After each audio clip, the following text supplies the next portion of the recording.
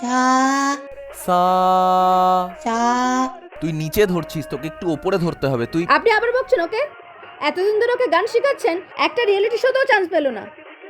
কি শেখাচ্ছেন এতদিন ধরে ওকে? ওর বয়স তো সবে 4 বছর, আর মানে একটু তো সময় লাগবে। আবার মুখ মুখে তর্ক করছেন? আমার ঘর থেকে এক্ষুনি বেরিয়ে যান। আপনার মতো শিক্ষকের দরকার নেই। শিক্ষক হয়ে কোনো লাভ নেই এই সমাজে।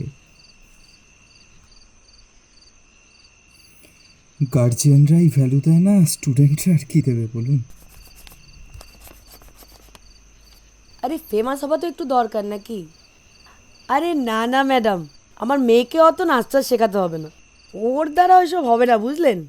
আপনি বরঞ্চ একটা কাজ করুন, আগামী 6 মাসে ডান্স ভারত ডান্সে যেন একটু মুখটা দেখাতে পারে, ওটাই আমার কাছে সাকসেস, বুঝলেন। কেউ আজকাল শিখতে চায় না, জানেন তো। সবাই শুধু ফেম চায়, নাম্বার চায়, ফেমাস হতে চায়, ভাবে শুধু এটা হলেই সব হয়ে যায়। কিন্তু শেখাটা তো আসল, তাই না? গার্জেনরা মিনিমাম একটা ভদ্র ব্যবহার করে না টিচারদের সাথে। ভদ্রতা? আরে এত এত প্রেশার দিয়ে জোরে জোরে কেউ রং করে? করো, ফিল আপ করো। এই দেখো দেখো দেখো, সাদা থেকে যাচ্ছে, ফিল আপ করো। এ কি আজ হঠাৎ পায়েস? স্পেশাল কিছু নাকি? খান না।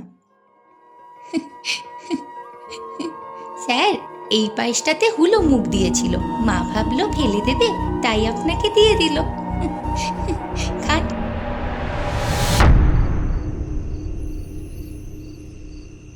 এই সমাজে শিক্ষকদের কোনো স্থান নেই, বুঝলেন? কি অদ্ভুত, তাই না? এদিকে শিক্ষকরাই আমাদের পথ দেখাতো।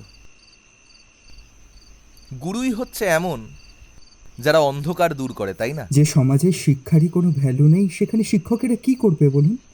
কাদের পথ দেখাবে? দাদা, এ নাও, তুমি এঁকেছিলে, আমি রং করে দিয়েছি। এটা তুমি এঁকেছো? আমাকে তো কেউ শেখায় না, তাই জন্য আমি একটু ভুলভাল এঁকে দিয়েছি। যদি আমাকে কেউ শেখাতো তাহলে আমি আরো ভালো আঁকতাম। তুমি আমাকে শেখাবে?